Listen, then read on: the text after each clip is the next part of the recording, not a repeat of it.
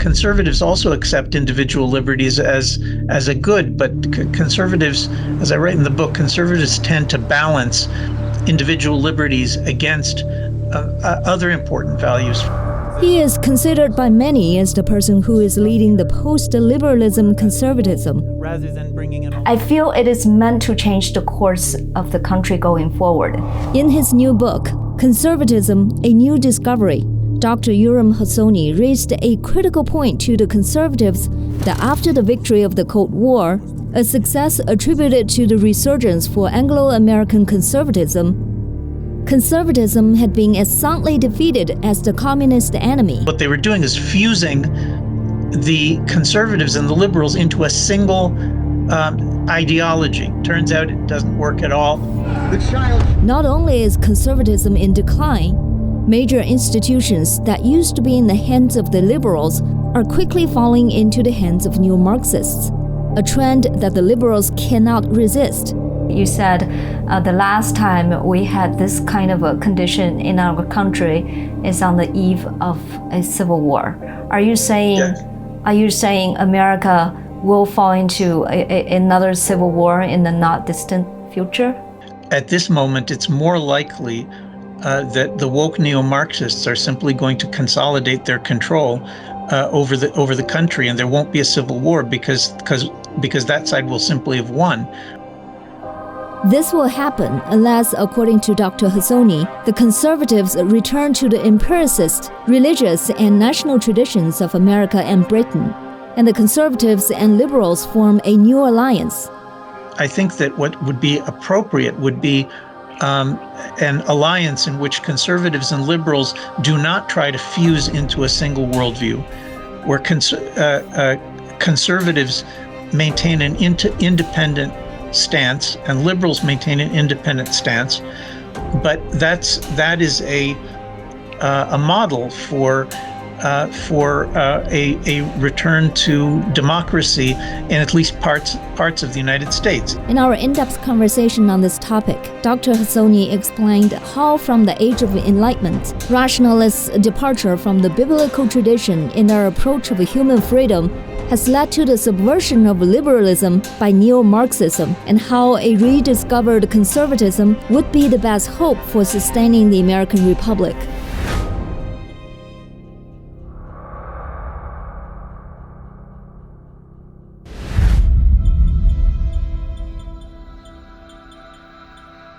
One of the central arguments of Hazony's new book, Conservatism, A Rediscovery, is this: the idea that American conservatism is identical to classical liberalism, widely held since the 1960s, is seriously mistaken.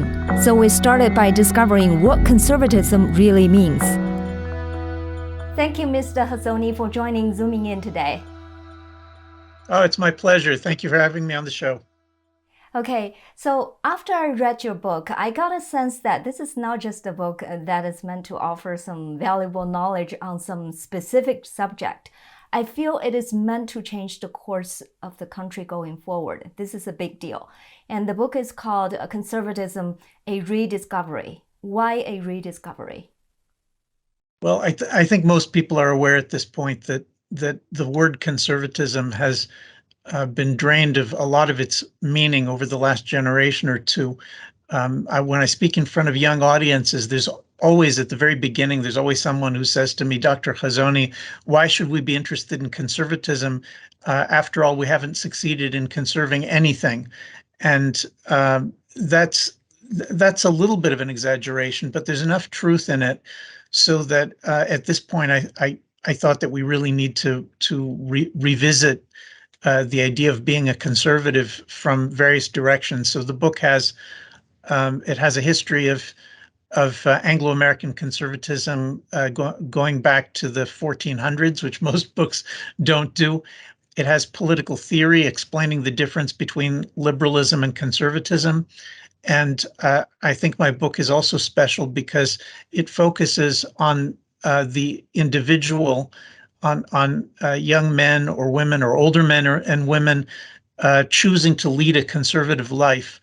Because I think without a conservative life, there isn't very much of conservatism. It's not enough to vote for the right of center party every 4 years. So there's plenty in there that I think has been lost that people used to know. And the book is about rediscovering those things. Is it about rediscovering or redefining conservatism? Well, I think if you rediscover it, then you might think that there's been a redefinition. Look, let me try to put this as simply as possible. If you're the kind of person who thinks that that what you need in order to understand the political world is first and foremost the individual liberties and the equality of the individual, and the principle that individuals accept moral and political responsibilities only by way of consent, only if they agree to those responsibilities or duties. If you see the political world that way and you think that's sufficient, then you're a liberal. You might be a progressive liberal or a libertarian or a classical liberal, but you're some kind of liberal.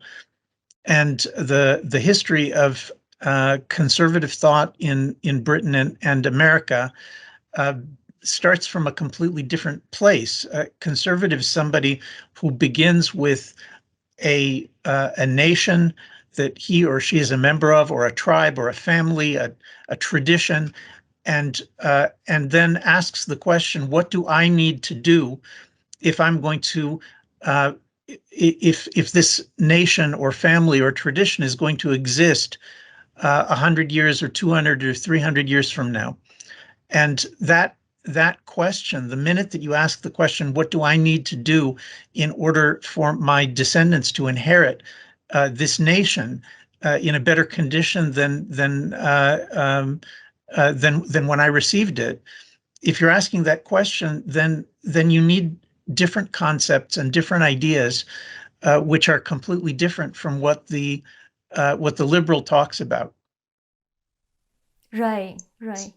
So I think there are quite a few at this point people who say, well, I believe in individual liberty, so I'm a conservative, and then people ask them, well, what are you trying to conserve? And they say, well, I'm trying to conserve liberalism. And this is a confusion, and it's a dangerous confusion, because at this point, we have as of the year 2020, that was a watershed year in America and Britain and many other Western countries. And liberal institutions, far from having conserved anything, they've been conquered or at least captured by this woke neo-Marxist ideology. And the question that we all need to ask ourselves at this point is, well, obviously, whatever we were doing before didn't conserve anything. If the liberalism of the New York Times or Princeton University was not sufficient to prevent those institutions from being captured by woke neo-Marxism, then there's obviously something very, very big that's missing. And what's missing is the question: what do we need to do in order to be able to conserve things? And what's missing is the answers. So nobody asks that question in those institutions, and so they don't conserve anything. So I think at this point we can stop calling them conservative, and we can say they're liberal institutions, or they were up until 2 years ago. And what we need now, if we want a force that's strong enough to stop this, is we need to go back to the questions that people have stopped asking. What do you need in order to be able to conserve and transmit any kind of institution or behavior or belief or idea into the future? Yeah, and I think you raised this argument very effectively against the background of the Cold War. After I read the book, I think one of the very innovative theories you have is that based on the understanding of the relationship between liberals and conservatives during the Cold War, you offered an explanation of how we got to where we are today. You wrote, and I quote, the great strength of Cold War conservatism was also its greatest weaknesses in binding liberals and conservatives together in a maximally effective wartime alliance against communism and socialism. It also suppressed American and British conservatism. So you have already explained some of that, but can you elaborate a bit more on how that is related to the Cold War? Sure. After the Second World War, the United States and the Western democracies found themselves facing two political opponents: communism abroad, which quickly took over China and then seemed like it might take over the rest of the world, and socialism at home, where the idea of government control of the economy had gained a tremendous amount of stature and credibility in America and Britain and democratic nations. And so William Buckley and his friends in the 1950s built a coalition that consisted of two different groups. One group you can say are conservatives, people like Russell Kirk, whose views were definitely built on the question of conservation and transmission from one generation to the next, and another group that we can call anti-Marxist liberals. The anti-Marxist liberals are people like Frank Meyer, Leo Strauss, Friedrich Hayek. These are important thinkers who based their views on the idea of individual liberty as the supreme good or the ultimate good of political life. Conservatives also accept individual liberties as a good, but conservatives, as I write in the book, conservatives tend to balance individual liberties against other important values. For example, the American Constitution begins with a preamble in which there are 7 different aims of the Constitution. One of them is individual liberties. But for example, the first aim of the American Constitution in the preamble is to establish a more perfect union. That is to create a unity among the different states, the different private individuals, and the creation of that unity is an aim of government which you can't derive from individual liberty. It's a different aim, and you need to balance them against one another. So what happened is that this alliance of anti-Marxist liberals and conservatives, it was actually quite successful. It eventually succeeded in bringing Ronald Reagan to power in the United States and Margaret Thatcher in the United Kingdom, and it defeated communism abroad, and it defeated socialism at home, rolling it back for an entire generation. But the problem is that this alliance, it wasn't an alliance of two groups that maintained their independence from one another. That, it's possible to have two groups working together, but they know, I'm a liberal and he's a conservative. He's my friend, but we disagree on fundamentals. Instead of doing that, what they did was they developed a political ideology that came to be called fusionism. Fusionism because what they were doing is fusing the conservatives and the liberals into a single ideology.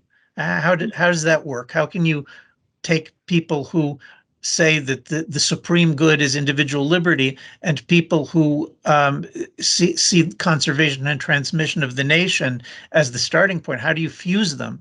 Well, the answer is that they created a worldview that was basically divided the political world into two. So the public life of the country was to be dominated by liberalism, and the private lives of individuals and their families, they were supposed to maintain the conservative traditions in their homes. And does that work? Do you think that works? Well, we didn't know, so it was tried. It turns out it doesn't work at all. It turns out that if the public life of the country is all about liberalism, letting people do whatever they want, the first step that they took was to eliminate God and the Bible and prayer from all of the schools in the country because they said that should be privatized. And then they continued to other things that are familiar, the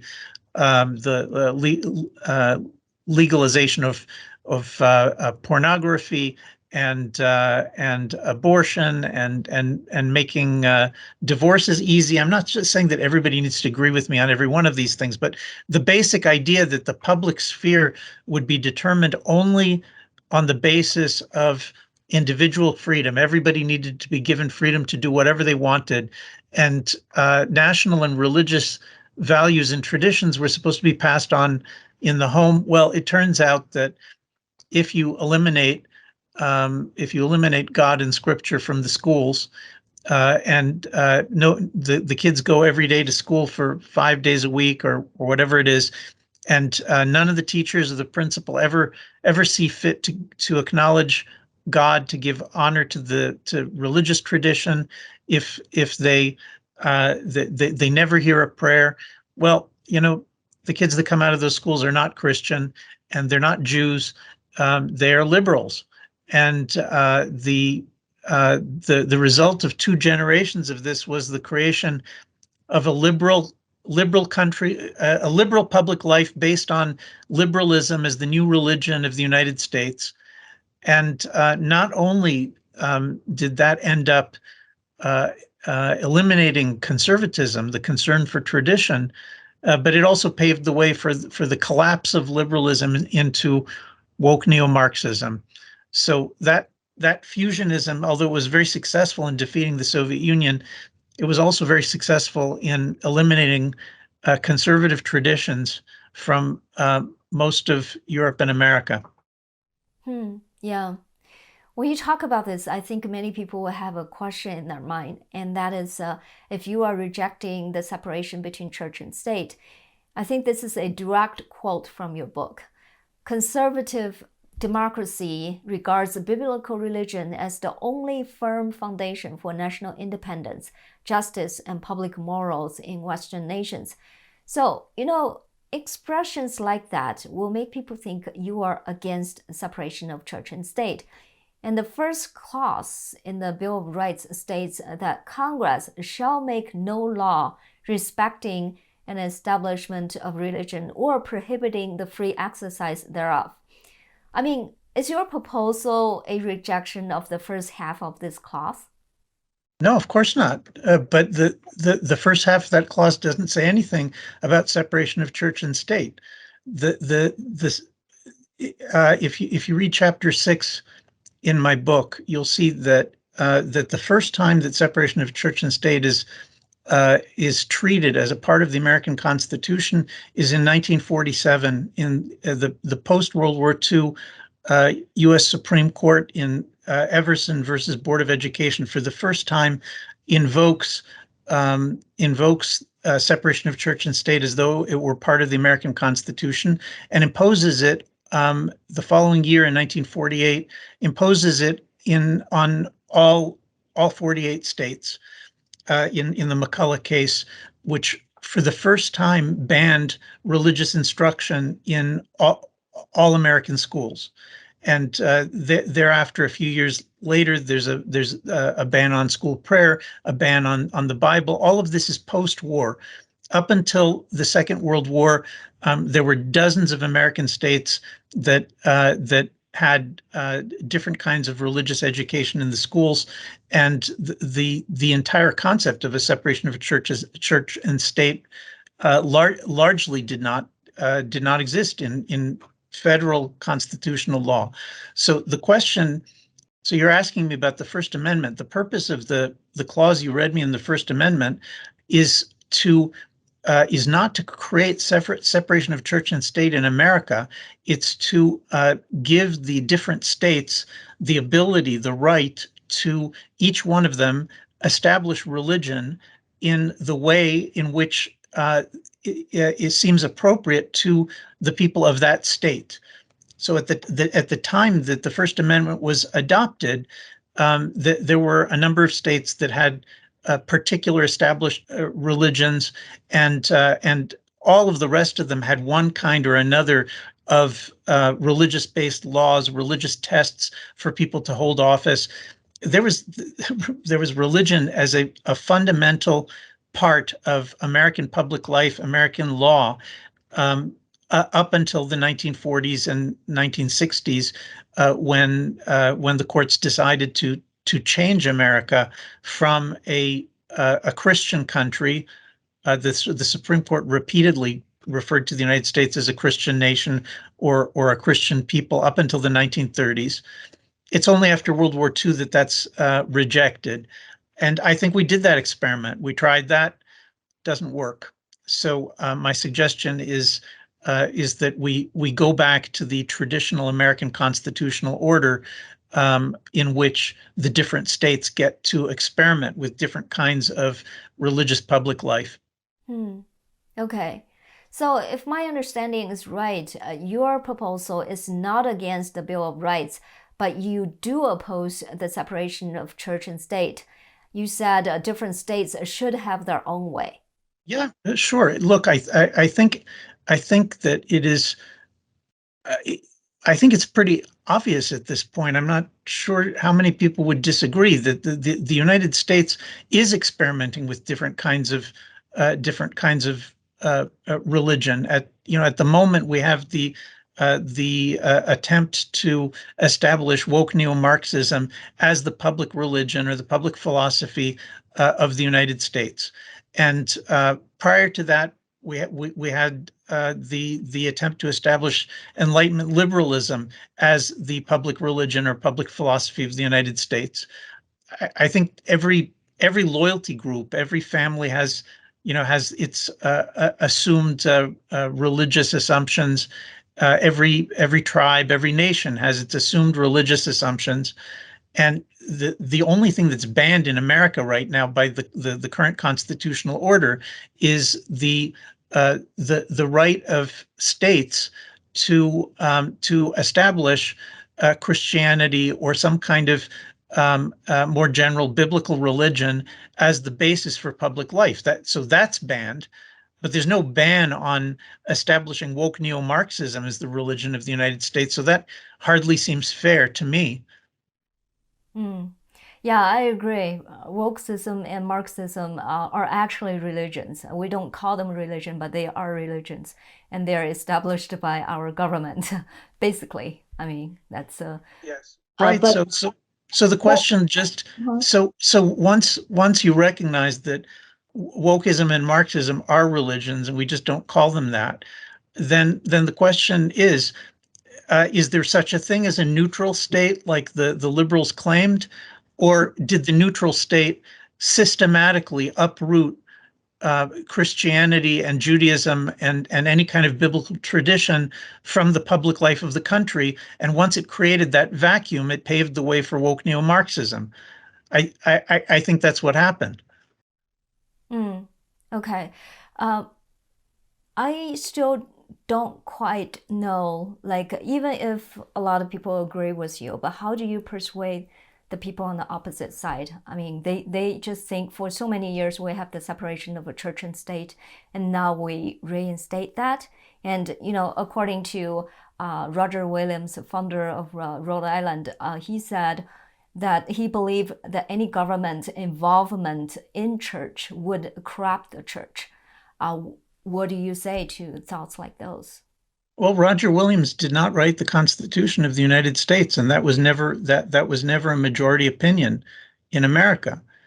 I mean, you're correctly quoting from a very, very small minority, and but the question you're asking about today is, okay, maybe there is a majority today. I don't think my problem is convincing people on the other side. I think that my problem is convincing people who are on my side that that at this point, so many people are so confused about the history of church-state relations in America that they incorrectly believe that America had separation of church and state for most of its history. I mean, that's simply not true. And if you don't know that it's not true, it's very difficult for you to say, well, maybe we need to return to the earlier condition. I mean, look, this is. I think this is in many ways a very straightforward thing. A few years ago, the state started. I don't know if you remember this, bulldozing the monuments that had the Ten Commandments outside of state houses and state capitals. Why on earth would somebody do that? I mean, the Ten Commandments are in fact the basis of the legal and moral tradition of America. If you bulldoze the Ten Commandments and you forbid them from being displayed, then you undermine the belief and understanding that those laws are the basis both of the legal tradition and of the moral tradition. So how are we going to fix anything if you're not allowed to set up a sculpture of the Ten Commandments? The Ten Commandments. I mean, in Washington, in the Congress, there's a portrait of Moses in the back of the hall. What are they going to do? Take that down next? People on my side.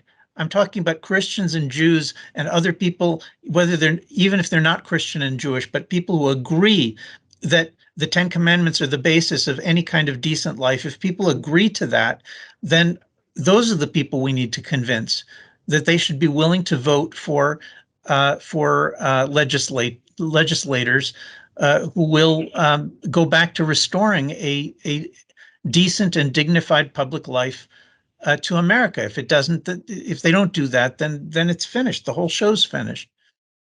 I'm just saying, even if you got half the country to be with you, what about the other what about the other half? If they are, well, you don't need half the country to be with you.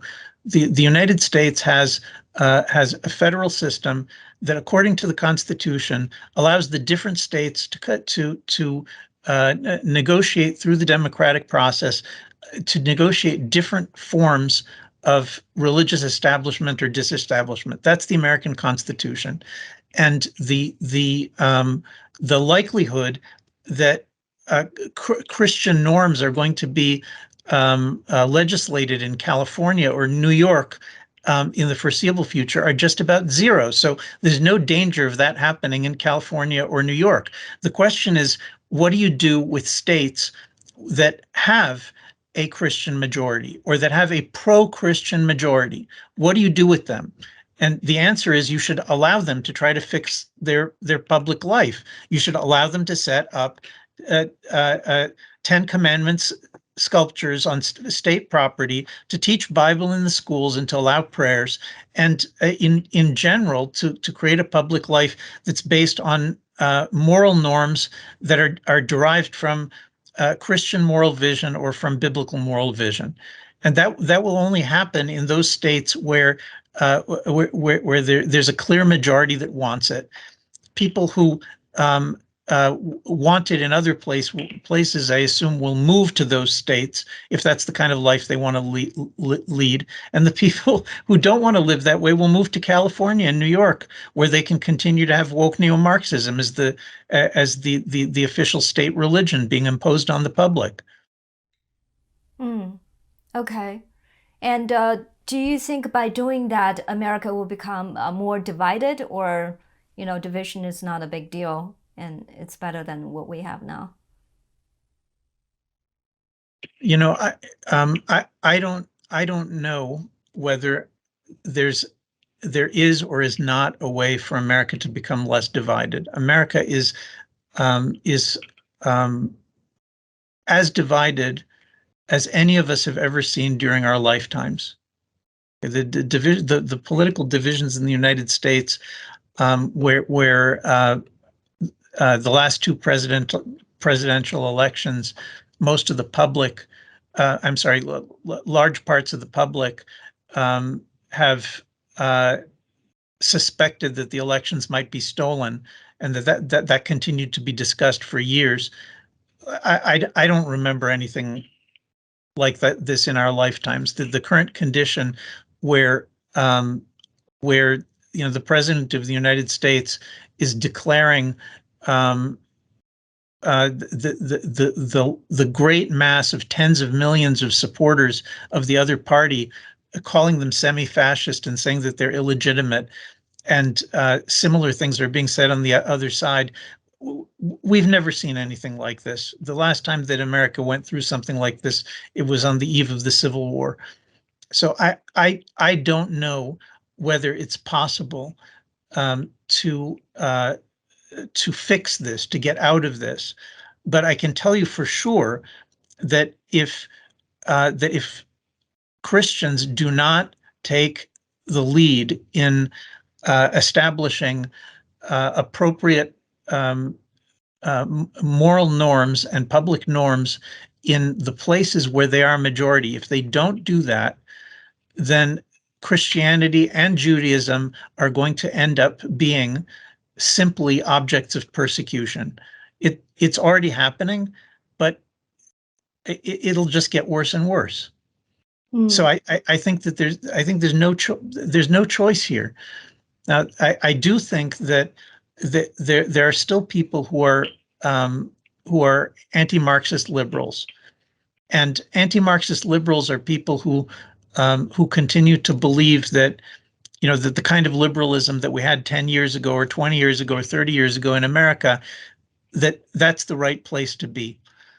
Those people are, will not agree with my views on separation of church and state or on many other things.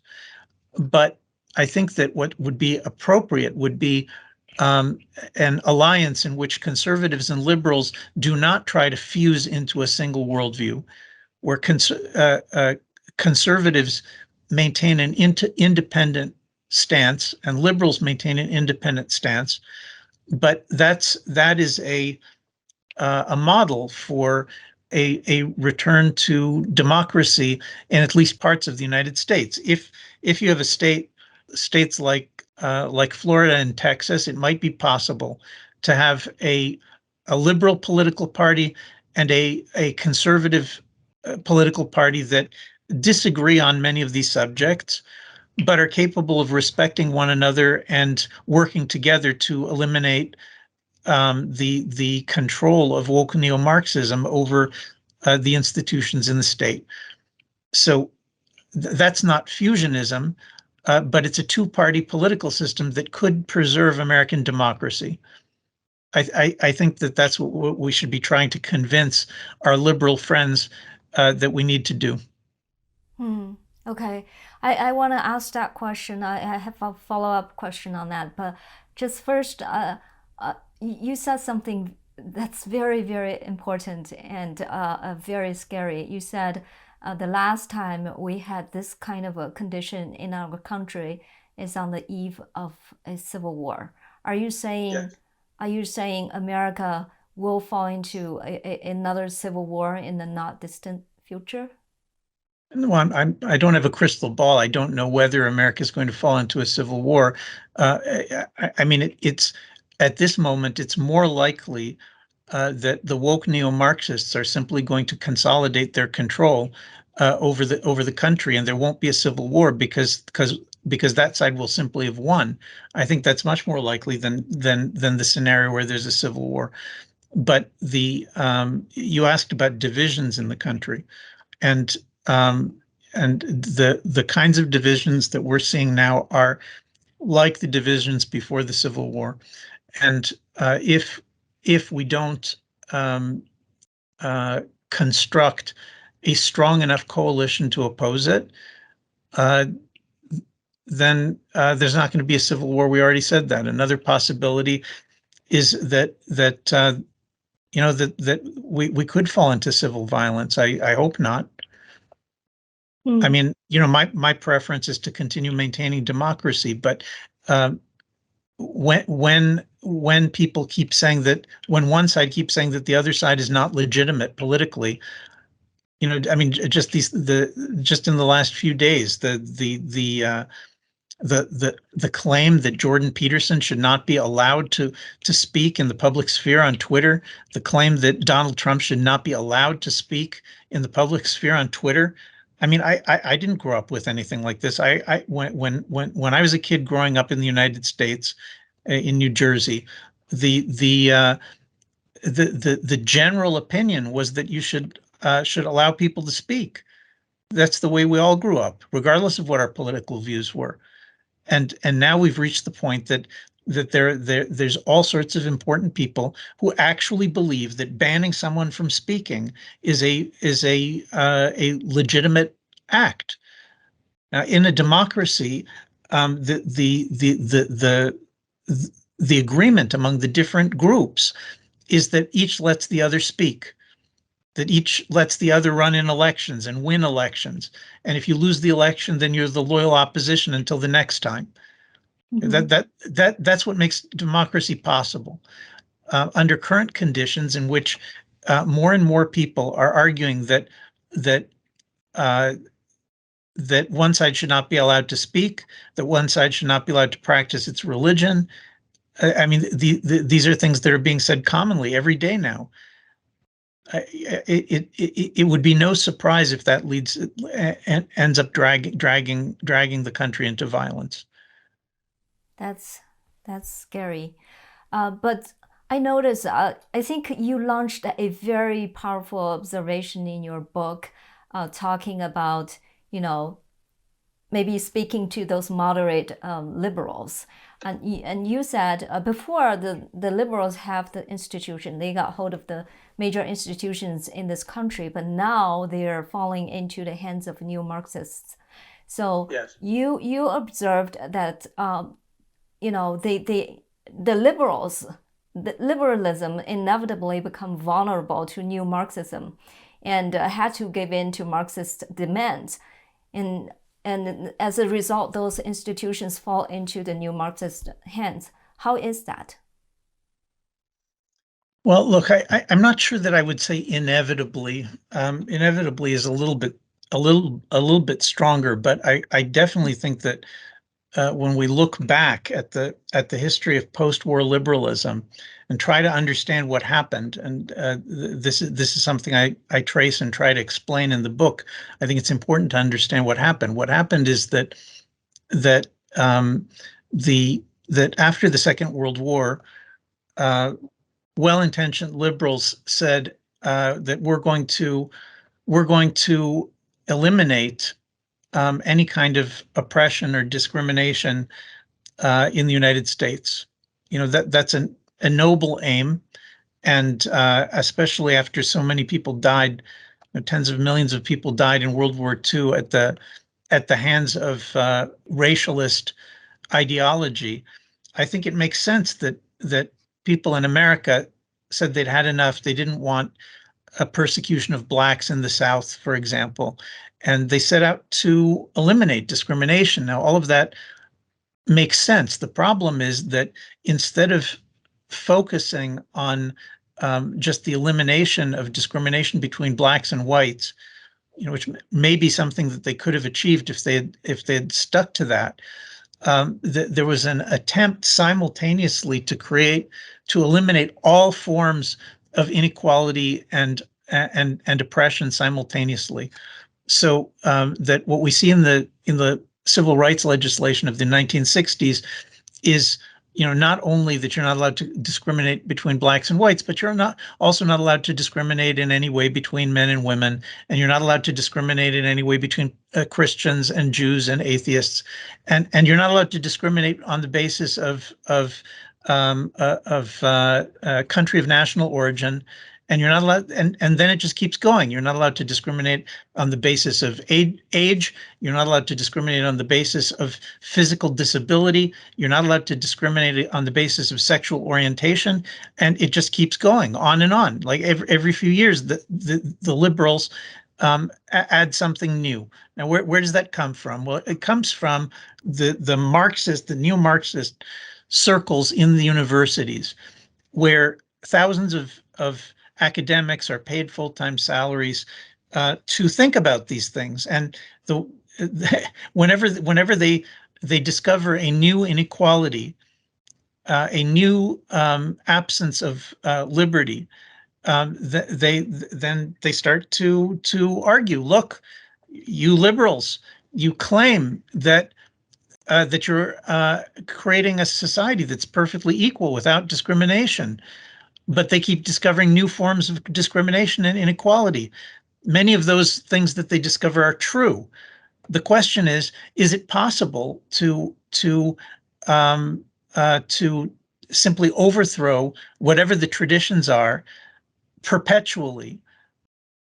And that's what we've seen. We've seen 60 years of perpetual, nonstop revolution, cultural revolution. And at this point, they're overthrowing the ability to discriminate between, whether an individual is allowed to choose or not, whether they're a man or a woman. That's now considered discrimination. If you tell a man that he's a man, or you tell a woman that she's a woman, that's a new form of discrimination. So the problem is that every time Marxists come up with a new way of destroying the inherited traditions, the way they do it is they use reason, and they say, look, I'm reasoning and I see that there's inequalities. So there's inequalities between transgender and non-transgender. You can keep inventing these inequalities without end. And the liberals are embarrassed because they did say there would be no more discrimination and no more inequality. So every time Marxists come up with something new, then some of the liberals say, well, that's true, we didn't think of that. And they're embarrassed, so they give in. And then it goes round again. So look, I can't tell you that this was inevitable, because it looks so completely insane that, I would hate to think that liberalism has to inevitably, in all circumstances, lead to this, but it certainly is leading to this in America and in Europe. This gives me the impression that the liberals interpret freedom and equality wrong, because if they say that human beings should be free and equal in all aspects, like in terms of wealth, health, status, and etc., that's not the real meaning of human freedom and equality. I believe the real meaning of human freedom and equality comes from the biblical tradition, because God created man in his own image. God imparted a part of its perfection to all men. So all humans are equal in front of God, the law, and their rights are protected equally. But that doesn't mean that every human being should be equal in every aspect, right? Are you saying the liberals interpreted this wrong? Well, I'm saying that when you read the original texts of Enlightenment liberalism, they don't answer the question that you're asking.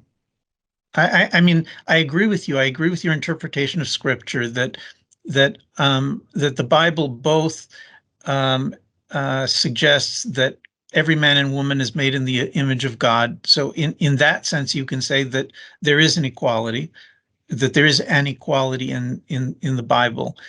In addition, the Bible also is concerned with equality before the law, so that the law of Moses is explicit repeatedly in different ways in saying that a judge is not allowed to rule in favor of somebody because he's wealthy or because he's poor, to rule in favor or against somebody because they're a widow or an orphan. So there are elements of equality in the Bible, which are the basis and the foundation for 3,000 years of attempts to establish just government in Europe and other Christian countries. But if you're asking about, Enlightenment texts, like you open up John Locke's Second Treatise of Government and you read what he has to say, he does not specify the things that we're talking about. He says all human beings are born perfectly free and perfectly equal, that they're in a state of perfect freedom and perfect equality. And the purpose of government is to reestablish, to the extent possible, that perfect freedom and perfect equality. Now, the moment you insert the word perfect, you've turned what's a legal and moral tradition, you've turned it into a mathematical problem. And the attempt to achieve perfection in liberty and perfection in equality is a fantasy. It is impossible. It can't be done because every time that you add to one person's freedom, you take away from the freedom of somebody else. And every time you make one person more equal, then you take it away from someone else. So the liberal dream of perfect freedom and perfect equality is a utopian fantasy, and the attempt to implement it doesn't look like the attempt to implement biblical tradition. It looks like something completely different. And so it you can say that, and maybe you'll convince me to agree with you. We can say that that the correct way to interpret the early Enlightenment text is in light of Scripture. Okay, but the problem is that Scripture has been annihilated as a source for determining law and public morals. And as soon as you remove Scripture, then what you're left with is these crazy statements from Enlightenment rationalists saying that that the goal is perfect freedom and perfect equality. Now, how are you going to convince somebody that perfect freedom and perfect equality doesn't include whatever you think, like the equality, the perfect freedom, perfect equality? Why doesn't that include anyone who comes to the border of the United States has to be allowed in? Why not? That it seems to me that that if you believe in perfect freedom and perfect equality, then you should not be able to say that certain Americans get to live in America, but people come to the border, they ask to come in, you're allowed to put them on trucks and drive them away. Right? Or people come and they say, look, I want my perfect freedom to be able to join the women's swimming team. So it's true that I used to be a man, but I have perfect freedom. So now I'm not a man. Now I'm a woman. Now I want to be able to be on the swim team. And there's no way without the Bible and without tradition, there's no way to argue that perfect freedom doesn't mean what the woke neo-Marxists say it means. Like they say it means one thing and you say it means something else.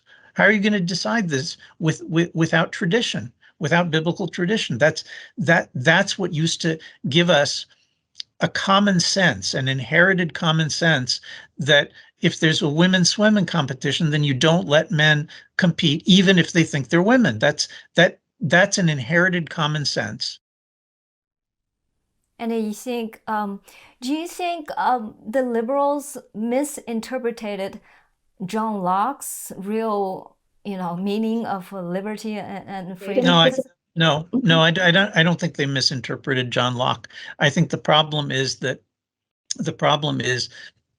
all of the Enlightenment liberals, the early Enlightenment liberals, Locke and Spinoza and Kant and Rousseau and everybody who followed them, they all assumed that if you give people freedom, then if you give people equal freedom, then they would exercise reason, and that by exercising reason, they would all come to one acceptable conclusion about the way human beings ought to live.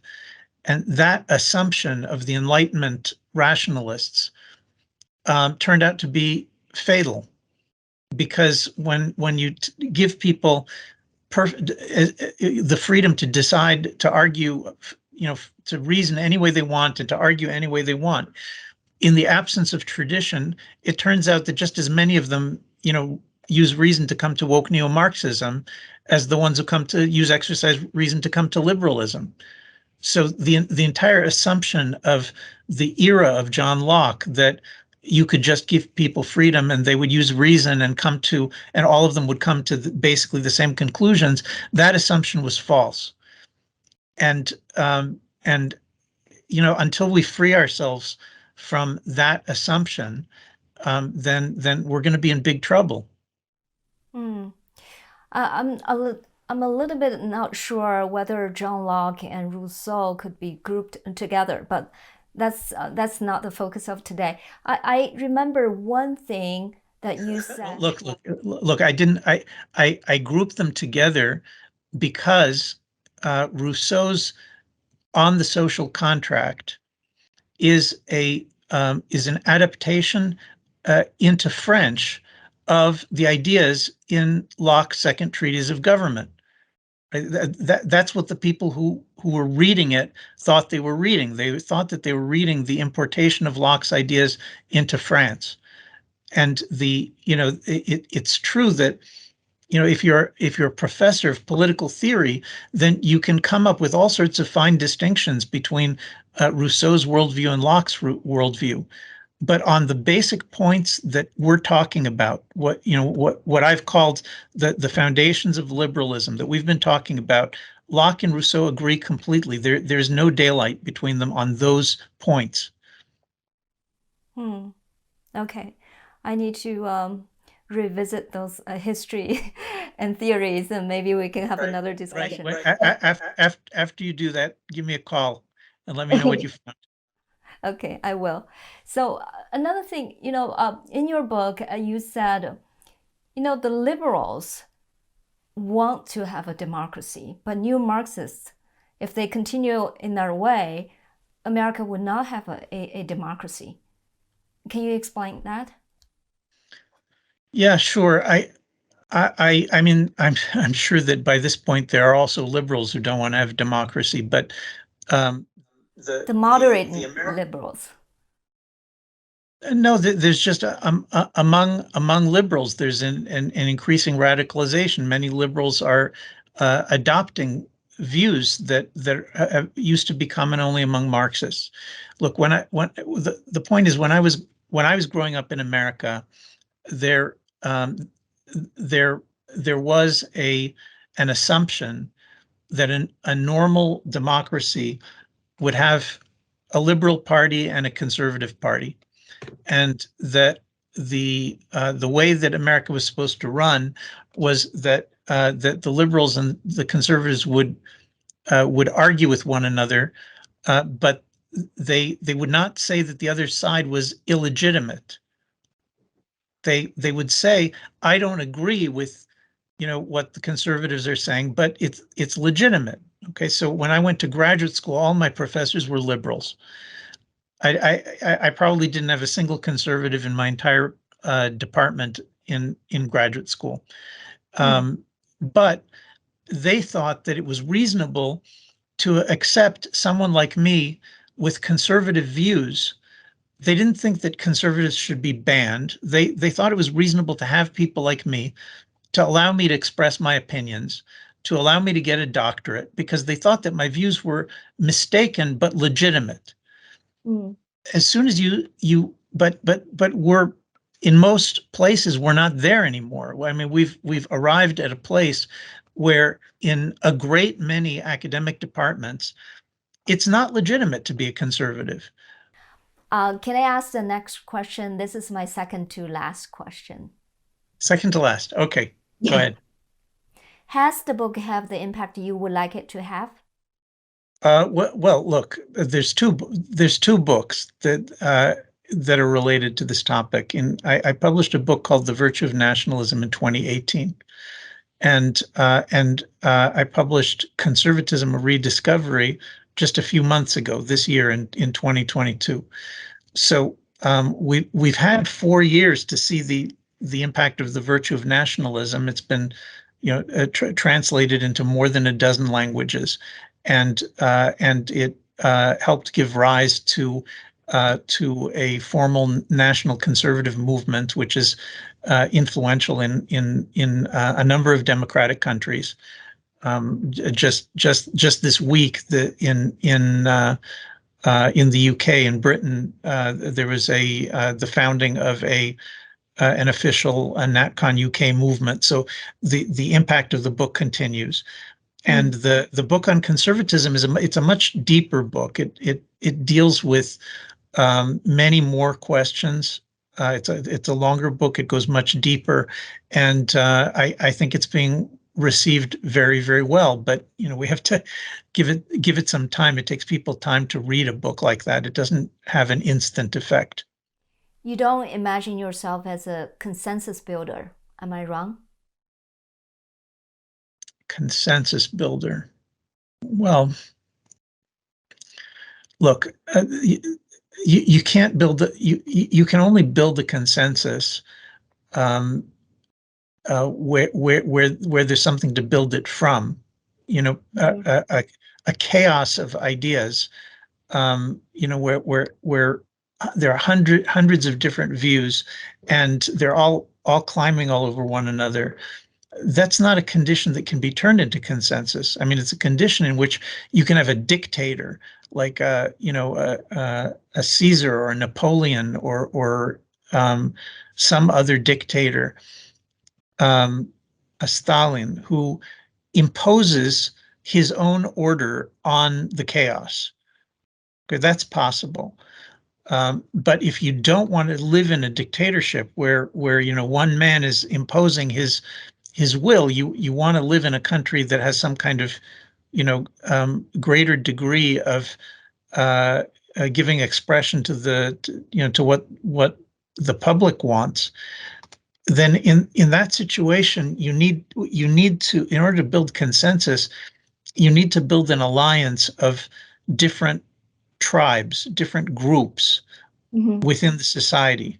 Now, each of those tribes or groups is going to think something different. They'll have different views, and they compete with one another. But you can establish a consensus by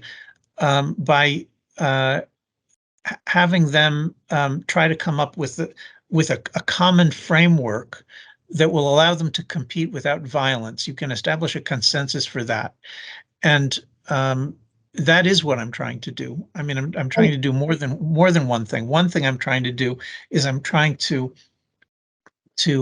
establish a consensus among conservatives about what conservatism means. What does it mean to be a conservative? So that's one thing I'm trying to do. And another thing I'm trying to do is to persuade conservatives that they need an alliance with anti-Marxist liberals, but not a fusion. That fusion is a mistake. That fusion is a disaster. Just like I think Jews and Christians need to be allies, but I don't think that Jews and Christians should fuse into a single identity, because if Jews and Christians fused themselves into a single identity, then Christians would stop being Christian and Jews would stop being Jews. So the kind of consensus that I'm looking to build is an alliance among different groups that are not willing to give up on democracy and to allow the neo-Marxists to dictate what's going to happen in the West. So yeah, I'm a consensus builder, but I have some other jobs to do in addition. Very good. Thank you, Mr. Hazony. These are all my questions. Do you have anything else to add? No. Thank you so much for giving me all this time and your patience, and God bless you. Thank you. If you would like to watch the rest of it, please go to our website, zoomingin.tv, and become a member. $5 a month or $50 a year. Cancel anytime. You will have access to my extended interviews and full in-depth reports.